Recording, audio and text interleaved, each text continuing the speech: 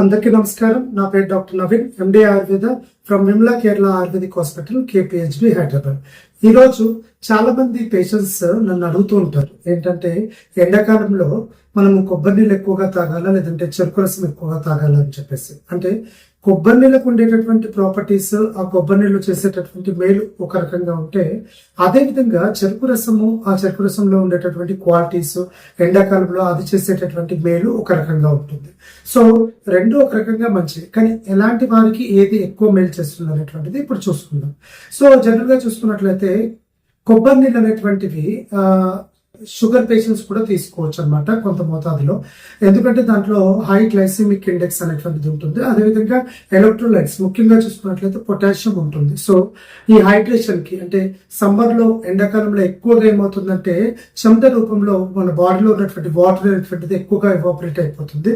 So బాడీకి అనేటువంటిది తగినంత నీటి శాతం అనేటువంటిది తగ్గిపోతుంది అనమాట. సో దాన్ని డిహైడ్రేషన్ అని అంటారు.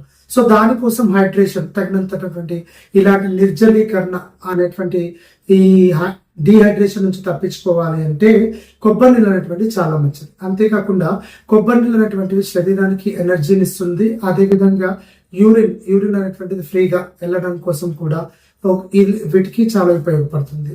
సో ఒకవేళ చెరుకు రసాన్ని మనం చూసుకున్నట్లయితే, చెరుకు రసంలో కూడా మంచి ఎనర్జీ అనేటువంటిది బాడీకి ఉంటుంది. కాకపోతే ఏంటంటే దీంట్లో ఉండేటటువంటి చక్కెర శాతం, గ్లూకోజ్ శాతం ఎక్కువగా ఉండడం వల్ల షుగర్ పేషెంట్స్ ని దీన్ని అవాయిడ్ చేయడమే మంచిదండి. అదేవిధంగా చెరుకును తీసుకున్నట్లయితే దీనికి ఉన్నటువంటి లాక్సేటివ్ ప్రాపర్టీస్ ఏవైతే ఉంటాయో, మోషన్ ఫ్రీగా చేయడానికి కానీ, యూరిన్ ని, మూత్రలం ప్రాపర్టీ అంటారు అనమాట, యూరిన్ ని ఫ్రీగా చేయడానికి యూజ్ అవుతుంది అనమాట. దీంట్లో కూడా ఎలక్ట్రోలైట్స్, బాడీకి ఎనర్జీని ఇచ్చేటటువంటివి, హైడ్రేషన్ చేసేటటువంటివి ఉంటాయి.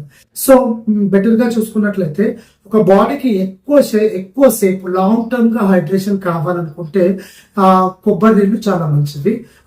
షుగర్ పేషెంట్స్ కూడా కొంతవరకు మంచి వాడుకోవచ్చు. అదే చెరుకు రసాన్ని చూసుకున్నట్లయితే ఇన్స్టంట్ ఎనర్జీ అనమాట, సద్యో ఎనర్జీ అంటారు, మన సద్యో శక్తిని ఇస్తుంది.